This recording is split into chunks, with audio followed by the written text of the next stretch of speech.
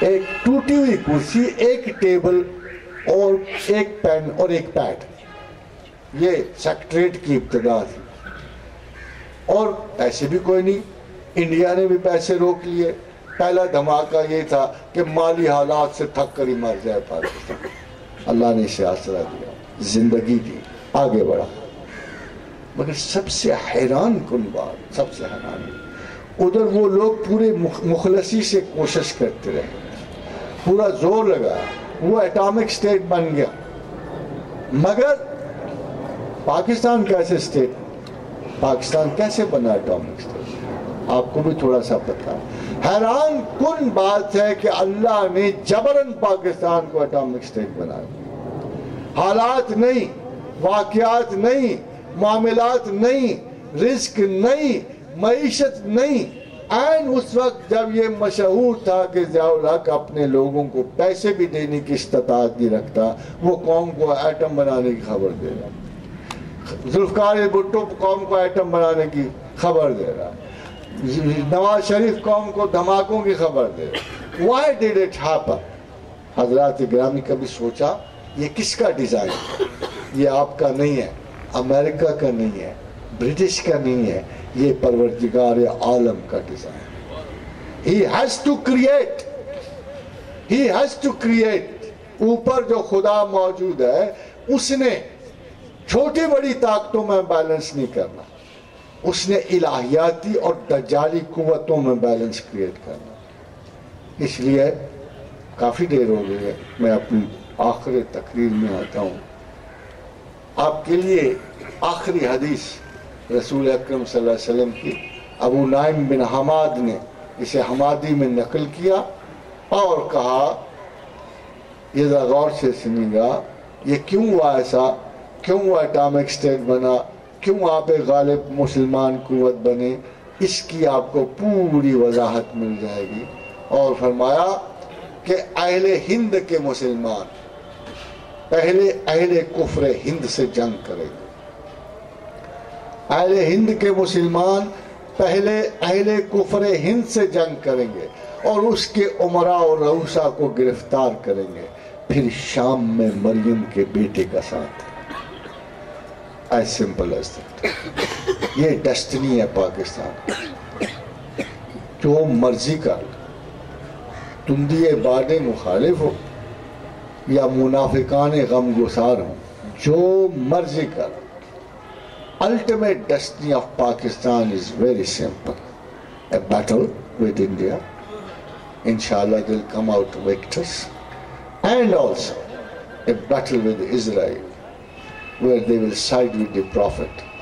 آپ ہوں، میں ہوں یا ہمارے آنے والی ایک نسل ہو، اللہ تعالیٰ نے یہ مقدرات، کیونکہ کتاب لکھنے والے وہی ہیں. یہاں کے جو مورخین آبجیکٹیو رائٹرز ہیں، اتفاق کی بات یہ دیکھیے کہ الٹیمیٹلی وہ بھی اسی انڈرسٹینڈنگ پہ پہنچے. وہ بھی یہ جو آبجیکٹیو جتنے ریئلسٹ آپ کے ارد گرد موجود ہیں، ویسٹ کا غلبہ ٹوٹ رہا، ان کی اکانومی شٹر ہو چکی. The balance of power is shifting towards east. جب اسلام اٹھا تھا تب بھی دنیا میں چائنا اور اسلام کو پاور حاصل تھی. پھر اسلام اٹھ رہا ہے، پھر بھی وہی چائنا اور اسلام دونوں پاورفل ہے اور دونوں پروگریسیولی فرینڈلی ہیں. برٹش منسٹر نے کہا now the balance of economy is shifting towards east. کوئی پتہ نہیں کل کو ایک چھوٹے سے اندازے کے مطابق $700 ٹریلین چاہیے اس بحران سے نکلنے کے لیے. $700 بلین اس میں کچھ بھی نہیں لگتے. اب ان کا گراف جو ہے ایل کی صورت میں آگے بڑھے گا، اوپر نہیں جا سکتا. But east still has power. Pakistan has unlimited sources of energy. $15,000 billion کا صرف کوئلہ ہے. $15,000 بلین. اتنی مالیت کا لوہا، گیس ابھی نکل نہیں رہی، ابھی اتنا سمندر بند ہے تیل کا، آپ کے علم میں نہیں ہے. The balance of power is certainly shifting towards east, towards China and Pakistan. ایک ہے بس مسئلہ، اللہ تعالیٰ بےایمانوں کو زیادہ ذخائر دے نہیں سکتا. All we can do is to pray to God.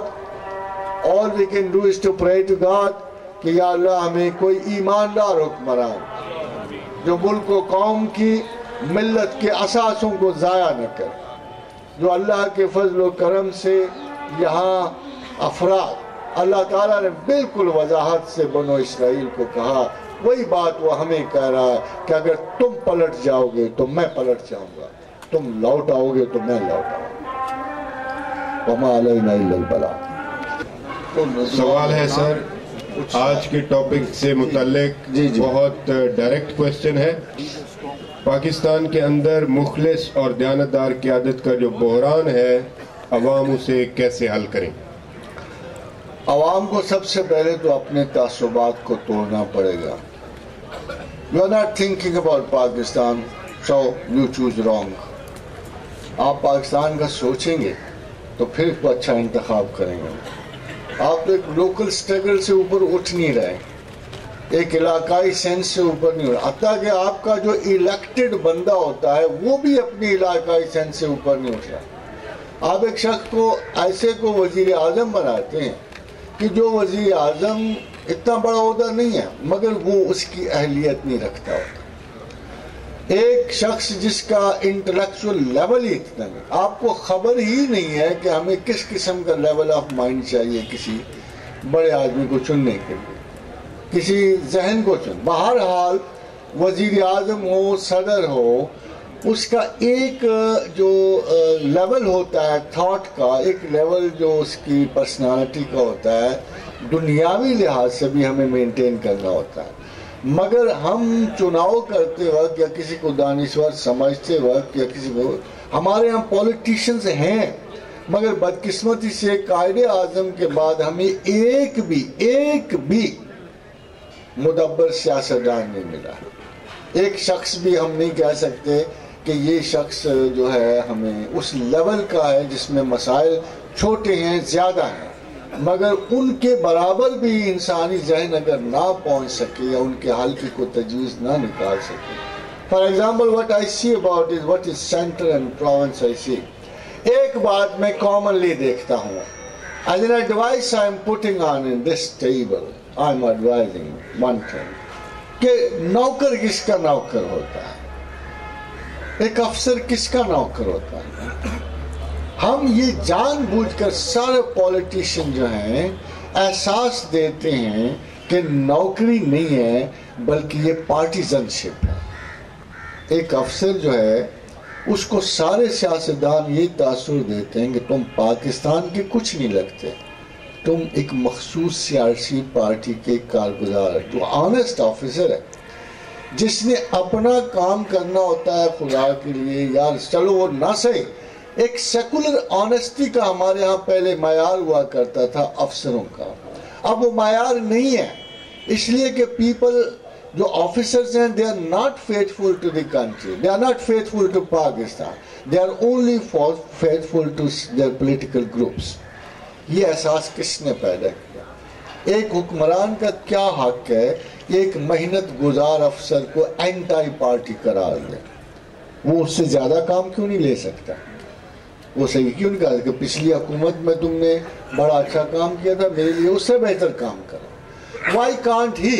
Why do they take them as officers of the government as enemies? Why don't they take them as public servants, as servants of Pakistan کو نہیں سمجھتے؟ Similarly جگہ جگہ ہم نے clashes create کر دی. Institutional clashes تو پہلے بھی تھے. ابھی اگر آپ غور کرو تو پاکستان کے لوگ پھر بھی ٹھیک ہیں. وہ مجھے جج صاحب کے کریکٹر سے کوئی بڑا واسطہ نہیں ہے، چیف جسٹس کے کریکٹر لوگ اس لیے ان کے ساتھ نہیں ہیں. فرینکلی ٹیلنگ یو کہ وہ بڑے کچھ شریف اور آنیسٹ بندے ہوں، اس لیے نہیں ہے. پہلی دفعہ لوگ کسی رائٹ اور رانگ کے کانشیس ہو گئے. پہلی دفعہ میں نے یہ دیکھا کہ